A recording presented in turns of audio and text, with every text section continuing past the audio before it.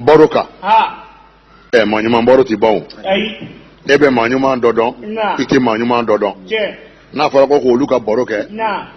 La ya'rifuhum illa man minhum. Kodi. Ma shiti manyuma no fu yere do. Allahu akbar. Wa ma shiti manyuma kanu. Fo ka ta soro manyuma nya yere ajido de be yere la. O ma ni boroke ngere ne sigira. Ko dajuru di madukirema. Awo. Amba wa alhamdulillah fa ni'ma hiya. Alhamdulillah. Émission kunandi. Émission herema. Oye manyuma mbaro. Ambalma radio unité lamebagao anaw kanu ɲɔgɔn naw terikɛ do n'o de El Hadji Kasim Kone Mali Bamako kɔnɔ an bɛ foli lase an lamɛnbaga bɛɛ ma ka a ɲini bɛɛ fɛ an ka ni émission in lamɛn ni mɔgɔ ɲumanw ka ko de don yan'an ka lamɛn a man tɛgɛ di ɲɔgɔn ma salaman salaman salaman sala salaman salaman salaman sala foli kɔfɛ sa mɔgɔ ɲumanw ka ko ɲɛ de fɔtɔ don an ka kulomajɔ o fana la dɛ maɲuman baro wa koduman ba Alakira baro de kodumanye Ningo manyuma baro wa Arajo inete baro kadi Kuruane baro wa kodumana Alakira baro nyogon konyumante Manyuma baro wa Atitwanga shagutijani baro be Kodumamba Salli ala Muhammad Wasalima Auzu billahi minashaitan rajima Bismillahir Rahmanir Rahim. Alhamdulillah, alhamdulillah, alhamdulillah. Allahumma salli ala Sayyidina Muhammad al-Fatih lima ughliqa wal katim lima sabaka ناصر الحق بالحق والهدي إلى صراطك المستقيم وعلى آله أك قدره ومقدار العظيم أيها الإخوة السلام عليكم سيغاتين كمين هذا مساي على واحد على جبارو على كهارو مساي مامباي على حراماني مساي على أراهيمو مساي Oh, ango masai ne mako salamu. Bale de kishi tigiye de. Awa fara masai mambai ne mako kabiru. Wale de belebele. Ale de belebele ola belebele de. Mana buya to ika buya abe masai ta duguma. Oh, nga ale era de fene be buya inda ka jo mako yi. Ule kama afara mako kabiru.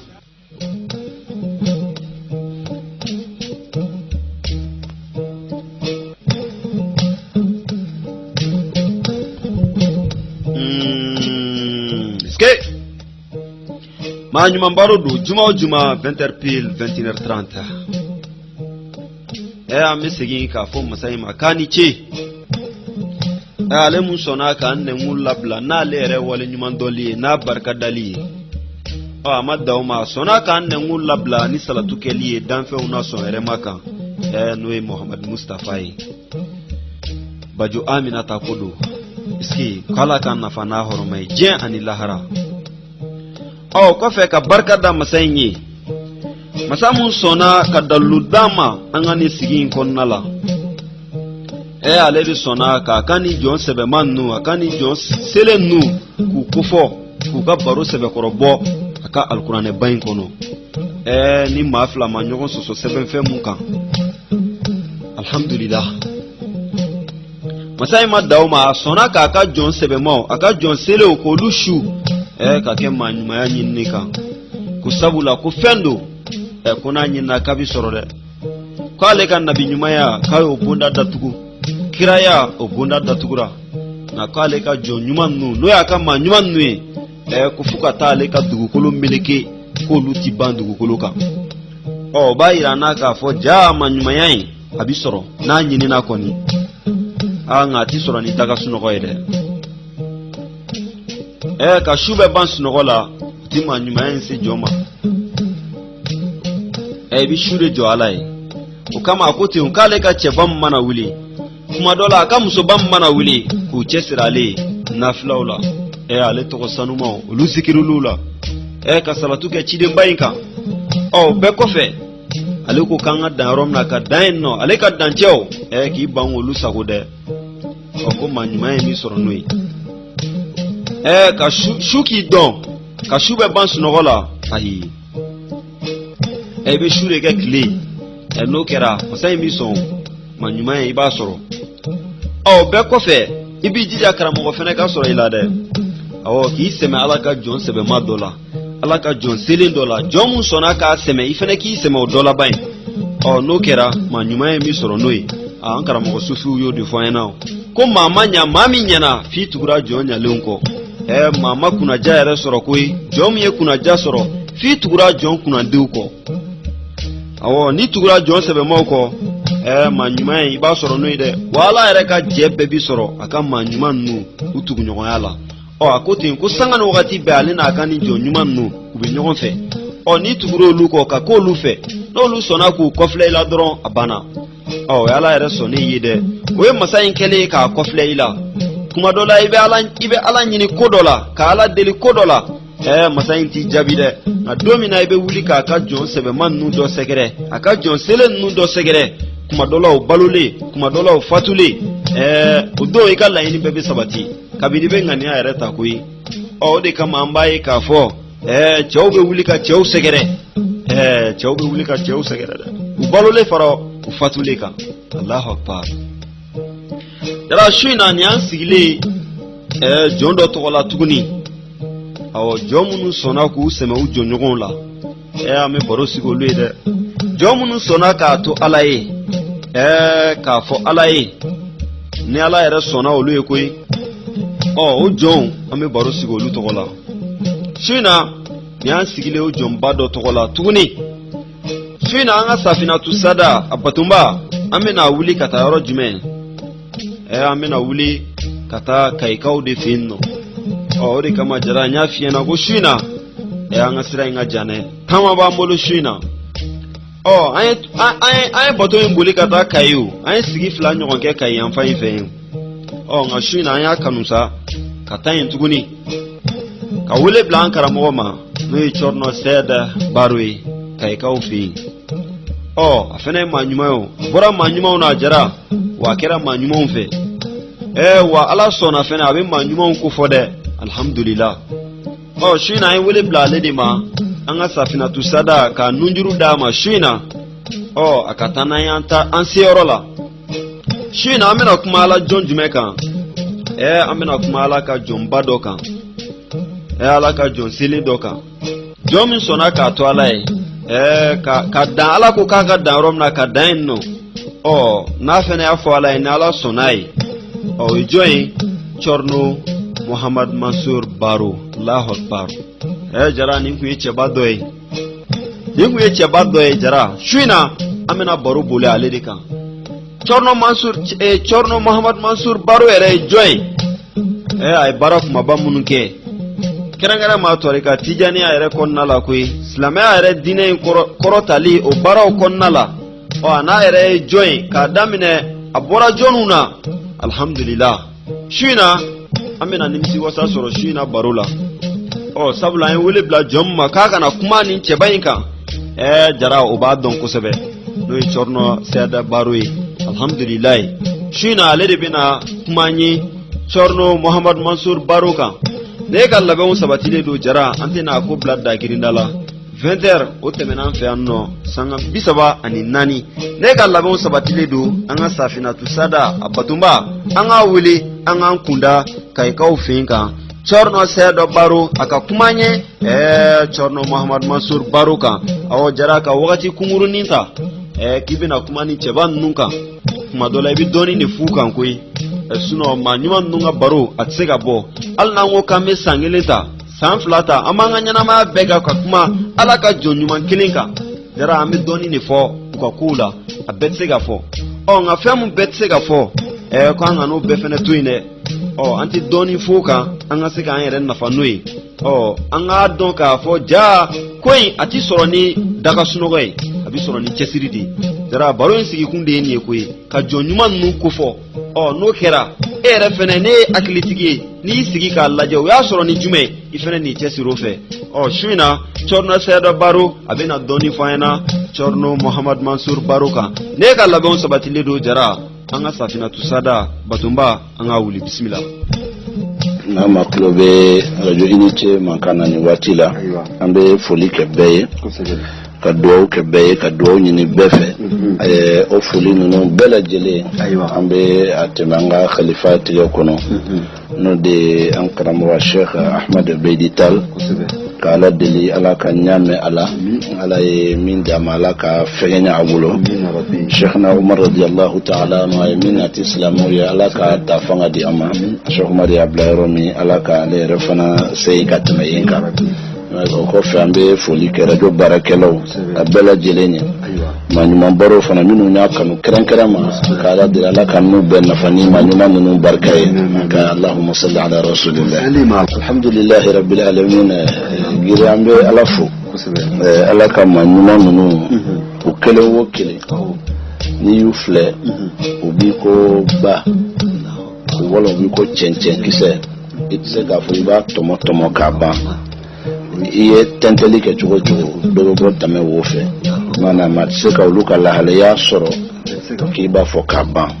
c'est pour cela kuranɛ y'an kalan méthode dɔ la maa ɲuman kelen o kelen i bɛ taa tere spécialité dɔ bɛ yen a ka fanga bɛ yen de o bɛ ɲɛfɔ o de la kuranɛ la i b'a ye ala bɛ Yusuf n'a balimaw de ka vie fɔ a bɛ Ibrahima ka tunkarankeya fɔ a bɛ Suleiman ka masaya fɔ a bɛ Musa ka jihadi fɔ ani Firawuna cɛ ka sɔrɔ ninnu kelen o kelen u ni dɔ in bɛ se ka jɛ dɔ la nka a ye to yen ka bɛɛ kelen kelen ta fɔ donc méthode dɔ de k'a fɔ maa ɲuman ninnu fana u bɛ ten mais ye min ɲininkali kɛ bi k'a fɔ a Sheikh Muhammadul Mansur Ahmad Baro radiyallahu ta'ala anhum jami'an ale tɛ maa dogolen ye wa waati jan ma tɛ a dɔnbagaw ka ca hali Bamakɔ yan a dɔnbagaw bɛ duna yɔrɔ caman mais n'an ye an bɛ fitinin min dɔn n'Ala sɔnna an fana bɛ se ka o fɔ laala dɔw bɛ sɔrɔ lamɛnli la minnu b'a dɔn ka tɛmɛ anw kan wa minnu bɛ fɛn fana dɔn a la ko anw t'o dɔn wala ni an da ma se o min ma a bɛ se ka kɛ o yɔrɔ ye ani i ye min fɔ waati fana ka dɔgɔ ni maa min ko i bɛ baro kɛ waliju ninnu kan bon surtout ala y'a anw garizigɛ an n'a ye waatinin kɛ ɲɔgɔn kan ɲɛnamaya kɔnɔna na ala y'a kɛ an masa don ka kan karamɔgɔya in ye bon an karamɔgɔ don masaya ni karamɔgɔya bɛɛ kɔfɛ ala y'a latigɛ an ka kɛ a ka cidenw ye waati fitinin don kɔnɔna la donc an y'o fɛn minnu ye o dɔrɔn bɛ lakalili bɔ nka komi ni ale tɔgɔ fɔra bɛɛ b'a dɔn Cheikh Abdul Mansur mana fɔ dɔrɔn bɛɛ kɛni b'a dɔn waliju dɔw fɔra Cheikh Tidiane kanujɔn dɔw fɔra wala Cheikh Umar kanuba dɔw o fɔra donc o minnu ni ka sɔrɔ o fɔlen don o de ye kuma fɔlɔ ale bangena yɔrɔ min ani ni ka sɔrɔ a masaw ye jɔnw ye a fa tɔgɔ ko Cɛrno Ahmad Baro voilà mais dɔw b'a fɔ ko Cɛrno Mahmudu Baro dɔw b'a fɔ Cɛrno Sire Baro nin tɔgɔ saba in nakun parce que ale fa o fana fa o tɔgɔ de Ahmad fa in fatura yani ale ka bange donc ba bangene benkɛ min ni ka sɔrɔ ba kun dɔ kɔrɔcɛ y'o ye o ye karamɔgɔ ye o tɔgɔ Cɛrno Mahmud donc balimaw ko k'a tɔgɔ da Cɛrno Mahmud la a y'a sɔrɔ ba yɛrɛ bɛ fɛ k'a tɔgɔ da benkɛ dɔ la ko Cɛrno Sire bon filaw ka laada ye ni den min nana fa kɔfɛ k'a fɔ ma Ahmad donc tɔgɔ saba ye ɲɔgɔn sɔrɔ fa la tantôt a ba o tɔgɔ ko Sokhna Mariam Gueye ale ba jamu Gueye Sokhna Mariam ba in fa tun ye Mbour dugutigi de ye Sénégal Mbour parce que a fa yɛrɛ labana ka sigi yen mais fa yɛrɛ bangena dugu la dugu min n'o fɔ ko Dumga Wuro Alpha fa bangena yen nɔ nka a bangena komi a y'a sɔrɔ a fana fa n'o ye mɔkɛ in ye o fatura a mɔkɛ in bɔra Ɲɔrɔ dugu min tɔgɔ Ɲɔrɔ Tuguni mɔkɛ in bɔra yen nɔ donc ala y'a kɛ ba in ye den fitinin ta ka na n'a ye benkɛ ninnu bara donc o Thierno Mansour Faye no ci Ahmad Baro Thierno Mansour era ta masiflo o ci Ahmad Baro ko mi ka fo ñoron ka de dum abangana ñoro wala o mo kew ken ni Cheikh Omar Nana mais alef fa o bangana ñoro no de Thierno Ahmad Korobaye parce que fa le fa ko Thierno Mahmoud to dara benke mina donc kuma surunya na ñoro atara kalanke sahal ala ke bain fa ko fa bain furu la che vraiment donc o tu demuso kelen soro o chenye o demuso de furu lambour donc ba tara a demuso de nofe mbour ci habaro fana klalen kalana ay sirani ni benkew fe ka beta bani donc atara futa afaga dugula ko no ki i domuso furu la dugumina mbour o ko fo ko Sénégal geej donc mbour be geej da la fo Sénégal geej donc ko bay tara domuso inflé donc ale tara baye yende ala ke ba fana ya bla atani elaz malik sika ñoye donc kuma ka ja sigira mbour na ko na be Thierno Mansour de tala fa tay ci quoi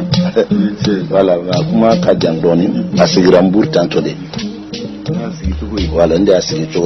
wala ke adenke folo o kera Thierno Mouhamadoul Mansour comme ale karamo fay karamo elaz malik sidi fay tara elaz malik si fi radiyallahu ta'ala anhu kasro Dakar de elaz malik si na ñoo soro Dakar de we sukelen si ala ke dugu jele comme inte fay ka tariku la suno fana ko bade elaz malik si ben ala bla o sigile anyabe ala kira sigile na kini fe Cheikh Tidiane Ba mu fe dalal malisi kama ko tay sigi ba kira fe Mbour ako Seydi Hadji Malick Sy ne karamo wode ni ya Mariami nambake ngana alquran ko fe makalan janke Seydi Hadji Malick ko tay sigi ko hadani yatawallayani ana Amerika ako nunu fla olu de beni ka kokorosi tay sigi yima be loni wera mina nunu bi la kalawla atu qur'ana durusi ko famu nga sariya kitabu na bora Allah khadar la tuma do wera kalam donc ala sigira tambour donc Seydi Hadji Malick Sy de akaram woye o fatule o denke do kumbe ko Khalifa Babakar o sigira khalifa yala nga o mame o soma yele male o doke kumbe ko Mansour Sy Jamil Seydi Mansour Sy Jamil donc ala ke Thierno Mansour fa denche folo min soro aya to da Seydi Mansour Sy dira to kerani ndi wala ke to kerani kabira ka ko damna ko chaman balanga aba o komasera ka ko don watimi a donc a foni demi babulo parce que den yana ka bange fayni sigodo deke a sɔrɔ ani minnu tun bɛ ɲɔgɔn kan yalo fɔlɔ sigi gɛlɛya dɔ tun bɛ don jɛɲɔgɔnya sigiw la ala kɛ a ye sigiw dɔ kɛ parce que fa yɛrɛ a ka wiridu minɛli fɔlɔ o kɛra Cherif Mouhamadoul Mokhtar de bolo oui mais a sɔrɔ Cherif bɛ Ɲoro a ma taa Kayi fa bɛnkɛ tuma min a ye kuranɛ durusi a nana ani bɛnkɛ sarala ɲɔgɔn na k'a bɛ taa ba ɲini bɛnkɛ bɔra na Ɲoro tuguni ka nana ye fo Ɲɔrɔnba Cherif ye wirdu dama ka sɔrɔ ka sira dama wala sɔrɔla ka taa ba ɲini donc ani Elhadji Malick Sy ɲɔgɔn ye kuma min o de mukadamu y'a dama o kɛra ka Cheikhul Murabbi ye donc fa ka fɛn kɛr'o ye wala kɛ fa nana Cherif de ye sigo la Cherif ye kumakan dɔ fa ye a ko iza banallahu bina'an sa'ahu fala qudrata limri'in an yahdimahu ko Cherif yi lo a ka bolonda la a ko koni a ye ala diya ka kogoni min jɔ ko danfɛn tɛ se k'o bi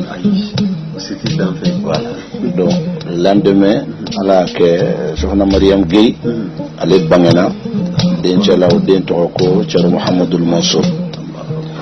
donc yani den ka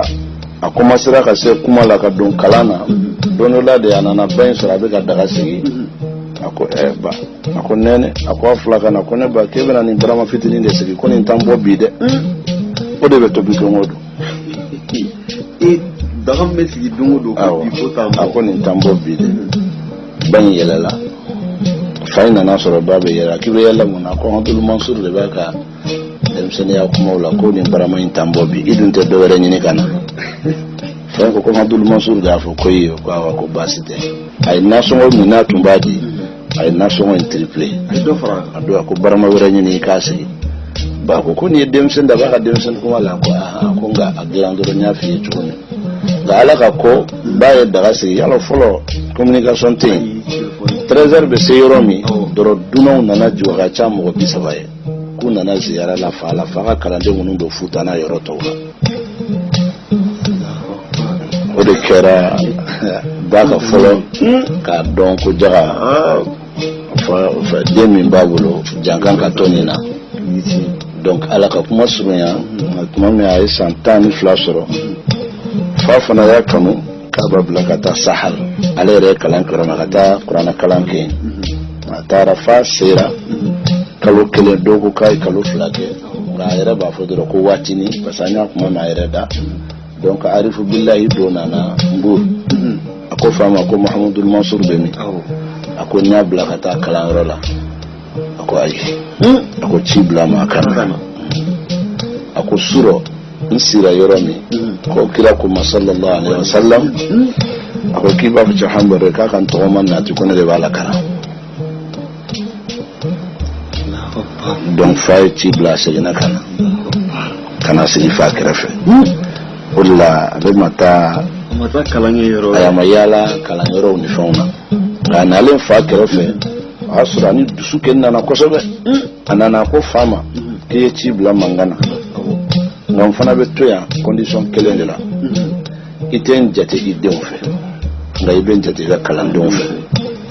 ni n bɛ yan n ye kalanden ye bisimila n'o tɛ fo ni n bɛ yan de ko baroden de ye ne ye n bila n bɛ taga kalan na yɔrɔ a b'a dɔn fa in ye ala ka waliyu dafalenba de ye waliyu dafalenba de ye fa in ye i bɛ waliyu caman tɔgɔ mɛn fa de y'olu ka ko dilan Madina Gunas n'a fɔra bi diɲɛ kɔnɔ bɛɛ b'a dɔn min don Cɛrɔ Muhamad Sayid o fa ye Cɛrɔ Mansur Karam Cɛrɔ Mansur Karam fa de y'o karamɔgɔ ye a fa de y'o karamɔgɔ ye donc mɔgɔw b'o de dɔn nka Cɛrɔ Hamid den dɔ de n'o fɔra mɔgɔw b'a dɔn o ye jɔn ye donc cɛw caman alhamdulillah minnu ni ka sɔrɔ sahabaro de y'u bɛɛ lase ala ma donc ala kun y'o o daraja o d'a ma ala kun y'o wilaya ala y'a lajɔ o place ninnu na donc ala y'a kɛ o minnu n'o sɔrɔla fa la a tora fa kɛrɛfɛ fo ala nana kɛ kalanden bɛ kalan minnu kɛ ka se ka kalan sɔrɔ a ka fɔ ko kalanden don a tɛmɛna olu bɛɛ fɛ karamɔgɔba minnu fana nalen bɛ fa bara kalandenya la o bɛ darisu di ale ma fa fɛ yen nɔ nka kabako ye min n'a tun na kalan na min na bi sini n'i nana sɔrɔ a bɛ ka kalandenw na kalan i b'a dɔn a bɛ min fɔ la o ma fa ye kɔnɔ donc a ka fɔta bɛ caya ni mun fɔra ye min fɔra ye wa a tun y'a sɔrɔ kitabu kelen o kelen misali la ni kitabu mun dilanna grammaire dɔrɔn na nahu la n'o dira ma a b'o kɛ ka éducation kɛ kumakan kelen ninnu a b'a bayɛlɛma ka na éducation babu la ka mɔgɔw dilan n'a ye ala kun y'olu ka ye awɔ donc ala y'a kɛ 1958 fa fatura fa bɛ fatu don min a fatura ale ani Cɛrɔ Muhamad Sayid Madina Gunas karamɔgɔba Cɛrɔ Bubakar Gueye Cɛrɔ Babakar ninnu de tun bɛ fa kɛrɛfɛ nka kabako ye min ye fa ni binna yɔrɔ min mɔgɔ fɔlɔ min bɔra kalama o yɛrɛ Cɛrɔ Hamidul Mansur de yan'a ka fɔ tɔw ye k'an bɛ yɔrɔ min cahan baro tɛ yen ka ban a ye fa kunkolo to a sen kan k'a bolo fila ɲasi Cɛrɔ Muhamad Sayid la a ko ni ɲɛ tɛ n fa la don min e de ye n karamɔgɔ ye o tuma n bɛ fɛ k'an tɛgɛ d'i ma i ka kalandenya sɔn i ka sɔn ɲɛ karamɔgɔya ni kalandenya la bi kɔfɛ o y'a dɔn yɔrɔ de ko fa ni tigɛra donc ala y'a kɛ o ye fa don ka ban kabako bɛ daminɛ Cɛrɔ Mansur ka ko la o dɔnni fa su donnen ka ban ala sey nurtal radiyallahu ta'ala anhu ni bilbili walju kan ne ga konde ale ibe ne ga konla ne ga portu kisatado ate fara ite pakuna ni serebe dai o de ala sey nurtale aka tege na kilime be do ko bargo na kilene ala sey nur Chobo Shefti Jambul. Sallallahu ta'ala. La senuru de ijaza 7. Ako Chero Mansour. Bi anila sigi ifanola. O nyona minun kumbe Senegal adon abe. Chero Yahya Beidi. O kumbe adon. Sidi Abdul Aziz Dabakh Malik. O kumbe adon. Chero Nasi Koreke Muhammad Aminata. Okumbe adon ni ngomba jate yamena to yan fono fo erkele karamo baba munu ubeye ijaza gla kadama ay ijaza no fara nyonka parce que Choro Mansour de bangana 1925 donc Fatura 58 il avait 30 ay musofuru faye den folo flasro ajenche folo Charles Ahmed obeno asro bangana osani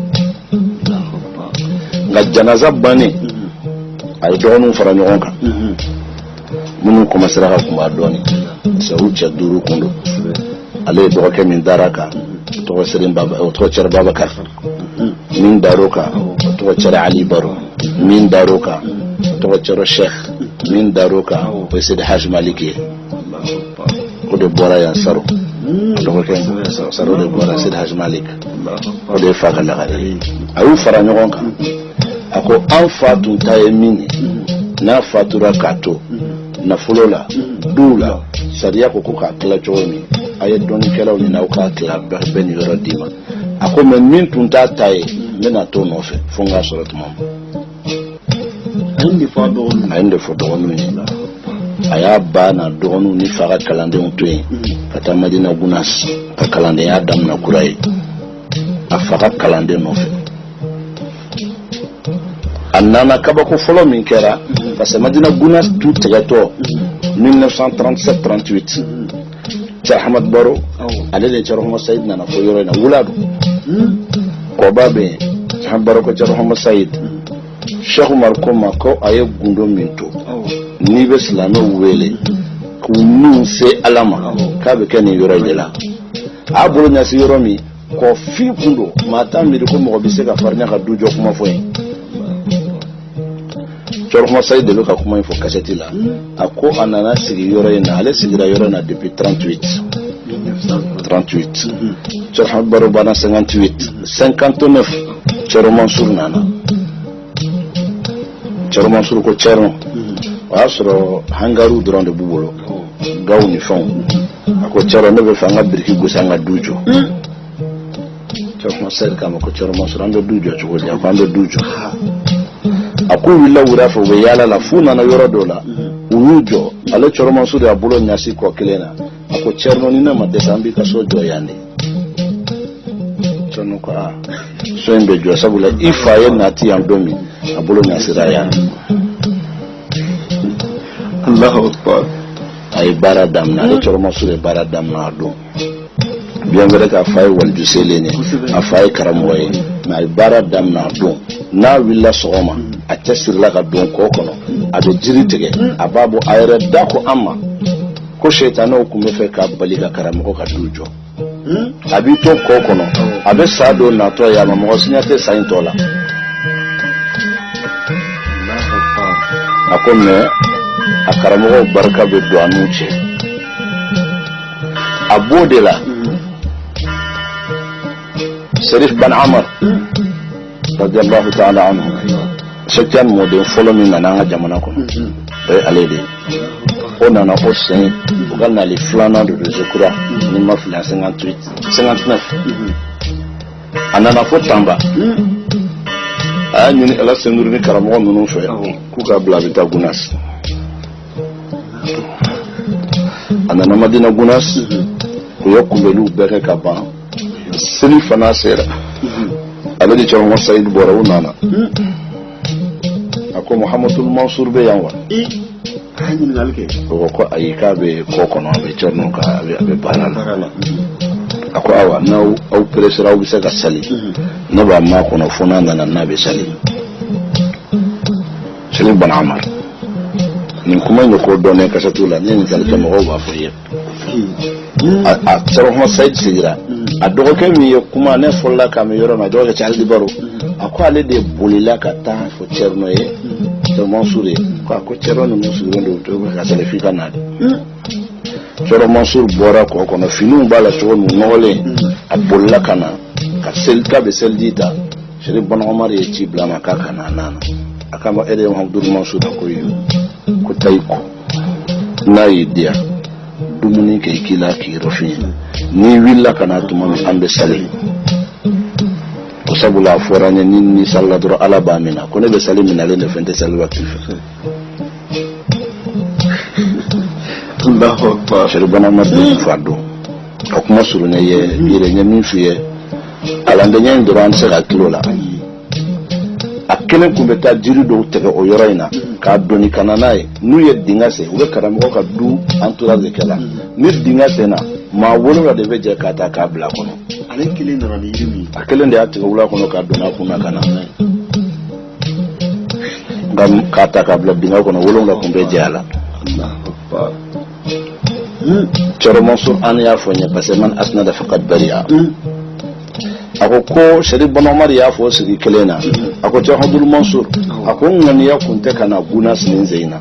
ako men selen tamba ko kira de ko sallallahu alaihi wa sallam sigola ko ngama kira angani ya bena nyina kata hijila ijurali kama ko kira ko awo ko nani melekiya bi wolonga ambe ka Muhammadul Mansur de makarama ko du joni labi kira en fa na sigola donc ala ke ay baraka kalandenya la hali sini ni tara gunas ibaka jiri tegelon do yeye ayoro minun glan akaramo wa fana ala ka no tora nyon fe fo so maile mara 1980 Cher Muhammad Said o fatura 80 so to dunda fana ka baro ben ala inshallah nimbe shekten ga che bawde ni ala fana damnara ay ba ko ko ndo ba ken bulo ala fatura Abdul Mansur Touraye avec un Dembaya demain, Kakoro Ben, Fokata c'est 1983, au décret à Kassigili, ou à Soraï Boussofuru, d'un Punyana, au bel avec Kalandiala. Maintenant, Kato Konala, Karamo et Kumbachi, Mado Doudola, Nico Gelon Yoroni, de 2009, so 2008, on tarama. Man Côte d'Ivoire karamoko en toro chara Alpha Tal ale de kuma info ni munu nyame no Alpha Tal do ka tani nika ako choro Mansur kan nali folo Côte d'Ivoire ka kera 1960 karamoko de achi ayre mi fo nyambe tla ko fo kuma na pasani awada ampate bakal nyogonye awo baro fo anyana o kisala o konna la membe na mi fo ni kara ya musokoro misiri bafle yoro minde Gerard Fatal ko kuni Coro Mansur be nyon ko kuna na yamu sokoro ka fora ko mimbe parti nyamo yala na be jamana tigi ya nyinina o foi ko yande ya fa duguye ayne funyana ko mo de yo fo Coro Mansur yo fo kuma mi kaya ka muke boasena aya senke ka dugukolo sien doni ka sien doni ka kla ka boyin siga jogola Gerald Fatal ko ko Coro ko niemwe ka ko mi ubbi do l'islam ko ni islam ya sudo nya bena fale ateme ya musokoro misiri ba flende bi Allahu akbar ni ya musokoro misiri ba be yoram bi wala Gerald Fatal de afo parce que kuma mi nunti u foko bi internet ko de ni mi to foro do to ni ka ayra de bo boren fa ko karamo tun kama ka taga ko me ko seliba kana sore akwai tara Côte d'Ivoire abe dugu nunu ni ɲɔgɔn cɛ a kɛra n'a fɔ dati y'a ta tigɛ ma a donna Abidjan a y'a sɔrɔ Dakar taga tile 4 bato tun bɛ tile 2 kɛ a ma se seliba tora tile 4 bato laban de tora a bɛ tɛmɛ nka a sɔrɔ Ahmad Ampati Ba o bɛ yen nɔ a bɛ fɛ n'o ka ɲɔgɔn ye a taara bɔ o la min kenin fani min fola min famihi nyama ere de dabe kala kali awo katara hadan pate ba kama ko awa ko ikan nali diara nyoko sobe nga modo be ambe fe ina ka nyogon don atoko foi boani ale parti nyamo de abe fe jamana ka independence o nini anaka ke jamana tigi nga mo sebedo akada pate wona keni ien fayen tseki sura dugula ka bommiye na nifu be do nyini nga ne be fe ka seli sini karamo ko ngana seli kaya ni bato ndu mananda letan sena te seli keni man la bonase akada pate ba ko basite ko follow atro carte visite o de tumbeno akada pate ba ko follow carte visite wa kadama ko ibeta ni 16 la parti be congrès la bi mais munu be dala eveni yirula ko ne de yichi ukata fa nyamo ko yembe fa ukanyoye ani cho Ibrahim ba ani chora masakala ni benyo fi aku tara aya kete ala ko foi bora conférence al ko kana o foi ya fo foi huwa tana hotel la akiro fi yani siniche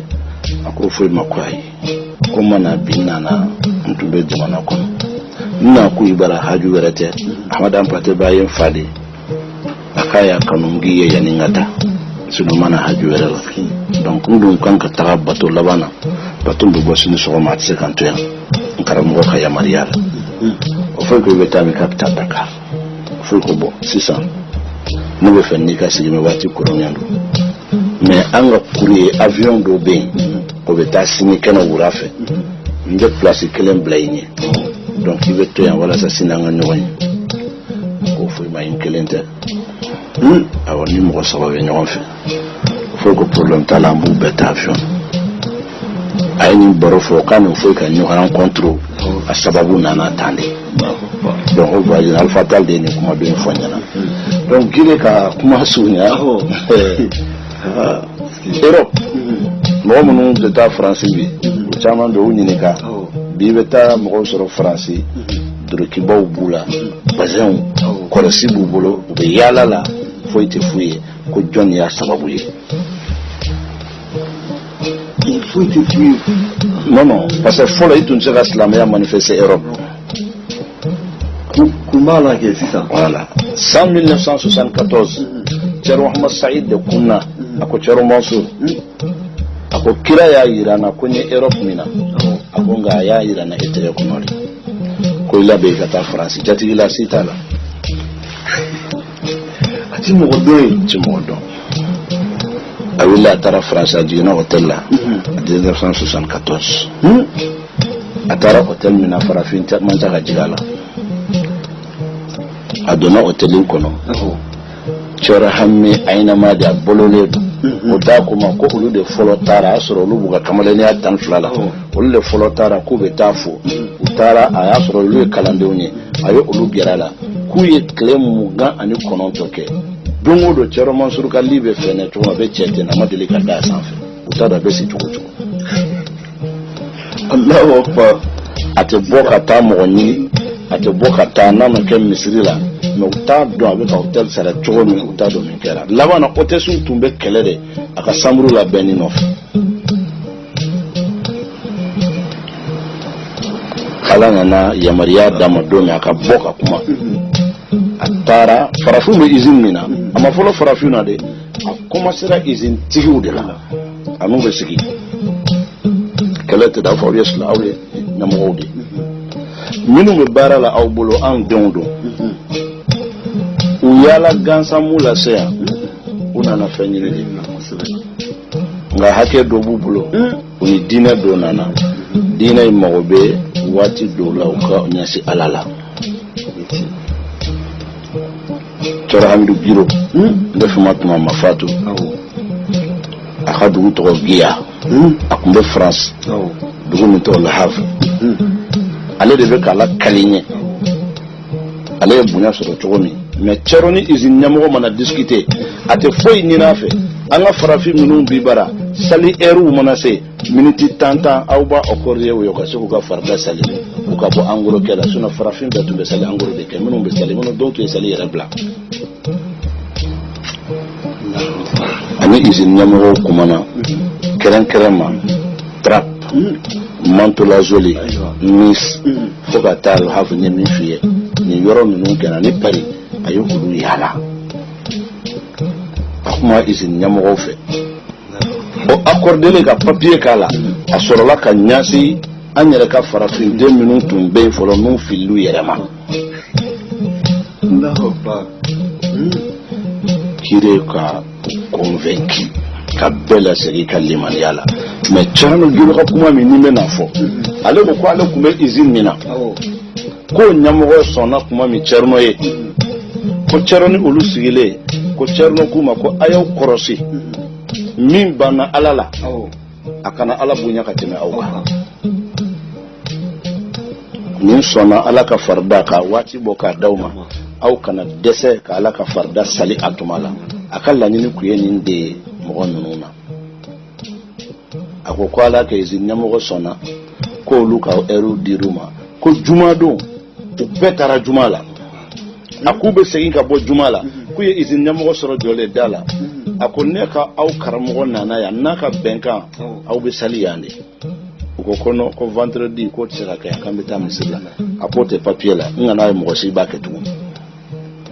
a kɛra i n'a fɔ chef nimisara ko ale y'i di a ko juma min dar'o kan olu mɔgɔ saba taara ale ni mɔgɔ saba tɔw ma taa awɔ a ko sinon arabuw b'a la algériens b'a la tunisiens b'a la tɔw ma sɔn ka taa ka kuma surunya ye juma wɛrɛ min da olu mɔgɔ saba minnu taara u nana patron sɔrɔ jɔlen da la a ko ne m'a fɔ aw kana taa wa a ko bon nin ye n ka kangari laban ye n bɛna sɛbɛn avertissement don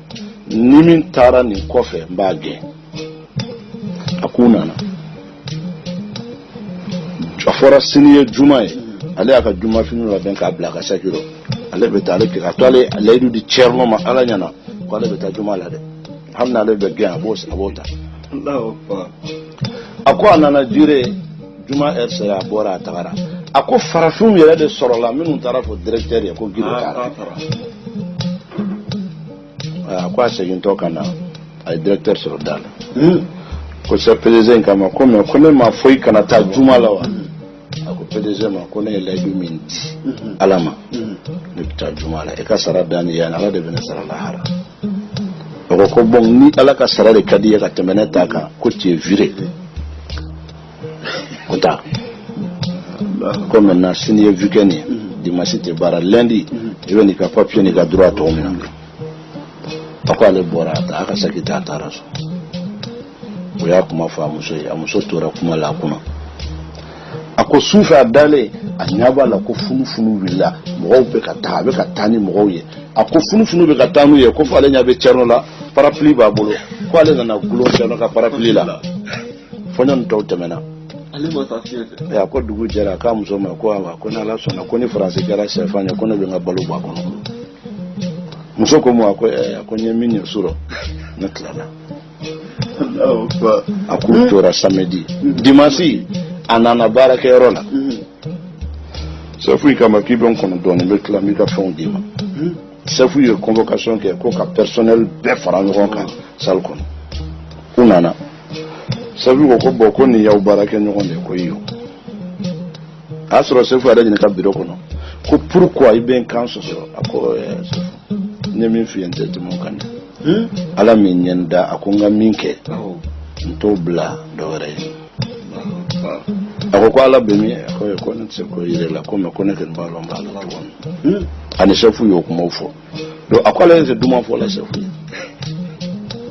donc u nan'u jɔ salle kɔnɔ sefu y'i kan to ko awa ko nin y'aw baarakɛ ɲɔgɔn de ko iyo ko n ye kangari da lon fɔlɔ min k'aw bɛɛ tɛ yen ko iyo a ye filanan ko kangari da filanan ko aw fila tɛ yen ko iyo ko donc ko sabanan n y'a gɛn kun na sini bɔra baara la o ko awɔ k'an bɛ a kɛra ɲɛna a ko mais bi mɔgɔ min ma Ala janfa Ala mun n'a ɲɛ t'a la ko ɲɛ bɛ chef mun na o t'a janfa ko je le nomme chef personnel d'usine a ko ale kɛra chef personnel d'usine ye dan kasura cerno kuma ko ay ala kala du korosi ala ba korosi kuna ala aka watu korosi dro ko ala ba korosi Allahu Akbar. donc ile na ngombe tani fe cerno kanyino maya ni tando ni kele le batre donc insha Allah me lay du dima na lay ñu man segi amna étape wéro ke mais kuma lawan be mi au français na nga sa appliquer du tawma aywa misri ba fleman la jolie minum beta français ku ka tani ne kale ke algérien do dia almami nabil misri ndira cerno de radiyallahu ta'ala anhu 74 à 86 sans fla beta 90 à sele ola français kaw ya wele kube na mantla joli mer parce que na kuntara ka laban jigini be chara yende mantla joli mer ya wele kube na médaille dama ako médaille ni dili histoire ka jan wati to ya fe ako médaille ni kunjuma yi ukambe médaille dima parce que anya korosi ika voyager avec a dobo français délinquance là ni jigina yoro ka wati ke ni taramba so dobora bandiala donc o kama médaille de mérite ka dima médaille mi sambi segi anu ma di mo ma français mergo ko sa ko ambe médaille ni figa blokila ko mer ma ko wallahi ay médaille ngani yanne adiaranye ako médaille norokini durokina kumbe sira akananga durokin no ni durokin dona ala min kama ka médaille ka boni aw tayni ne hakila ni aw nya bala ne ka bara be kan nafase francima aw kan ka farane kande anga franci glaw jumaye aw ka tubi ode ne ka médaille awla ni tubira iya médaille duma min ka bon nyani la haraye wa amma ni negay ni a valeur ana bari o meb cero mansour kama ko taala Omer min tubira 98 nana sigira mbour ane ko chaman kan ngon fe Atubira Omerinde tubira Omerinde fana ni ko kelen ka ban asro u ka election fana to manja ale de segina kana cherno bara ako ne ye chuni ako même si les autres n'ont pas avec le Dieu toi tu es pur Marien ne femme mergo ko halni to na lati no fe kena be no fe donc be fe ka do ke ni place nous mambo ala on fana be récompense qui est c'est no ko récompense est là pour l'islam donc dire ka kuma surunya o meri ndi ka tubili na misri yorodi na kera misri ya joli fora comme algérien de quelqu'un fanga bunyara cerno ya nyamo ya to ka boloka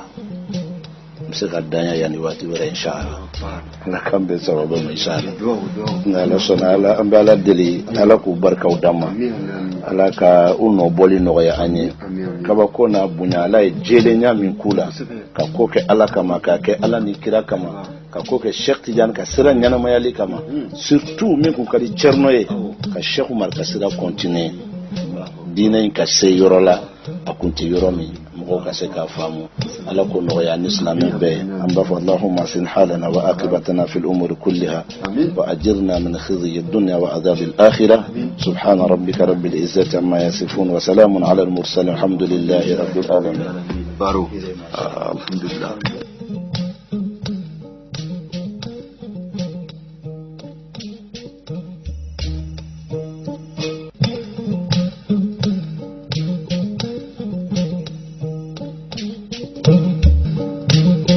alhamdulillah ma nyuma baro do ko juma 20h pile 21h30 ni ku yankara mo e chorno seda baro yan fo kai ka ofin no bi anga batumba antu bin no di mana nyi shina chorno Muhammad Mansour Baroka anya don shina chorno Muhammad Mansour Baro jondo ay barok mabamun ke dine konnala kata si torika tijania konnala barak mabamun ke alhamdulillah ya fa mu chama surala akara mo no chorna sel baro amba fuka wala nyumando akani baro dumaina anga ni kene ko na no ma nyumo nga kene ma nyumo nga baro di kadiu wa ma nyumo nga baro ati ban fola de ambe doni ni fola sanga no wati be o bishina ala an kulo garziga doni ni la ni fitini ni la ka fo chorno Muhammad Mansour Baroka andale do ala sigi na to konna la ana sigi were ke ni chebainka ni chorno Muhammad Mansour Baroy alhamdulillah no temena ka buino alsa kala doni alike emission manyuma baro a groupe benno ni mamme fera le groupe inka ni ya nwele o yele ni bike tugamina be boli tugomina na la sonama anu la sima groupe inko nimbe no asigle do alaka manimo togola manimo be kanu bayoro manimo be kofo groupe inka kan era wele kan naso 75 40 91 99 75 40 91 99 75 40 91 99 75 40 91 99 أما فاللهم صل على سيدنا محمد الفاتح لما أغلق والقاتم لما سبق ناصر الحق بالحق والهادي إلى صراطك المستقيم وعلى آله حق قدره ومقدار العظيم.